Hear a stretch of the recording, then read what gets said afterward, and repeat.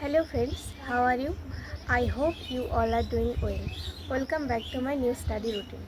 চলো আমার গতকালের স্টাডি রুটিনটা তোমাদের সঙ্গে শেয়ার করা যাক। আমি প্রথমেই সকালে 2 ঘন্টা 6টা থেকে 8টা পর্যন্ত ম্যাথের নাম্বার অফ সিস্টেম চ্যাপ্টারটা থেকে নাম্বারের যে বিভিন্ন শ্রেণীবিভাগগুলো রয়েছে সেগুলো দেখেছি, সাথে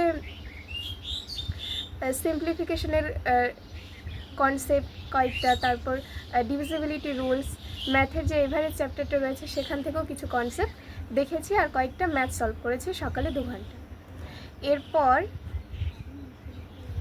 আমি কয়েক ঘন্টা মতো ব্রেক নিয়েছি।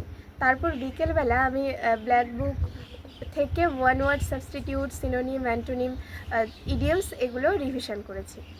আর রাত্রেবেলা আমি ইংলিশ গ্রামারের তরুণ গ্রোভার স্যারের ন্যারেশনের একটা ভিডিও দেখেছি, আর বাংলা ব্যাকরণের সমাস চ্যাপ্টারটার একটা ভিডিও দেখেছি, আর সমাসের যে নিয়মগুলো রয়েছে সেগুলো খাতায় নোট করেছি।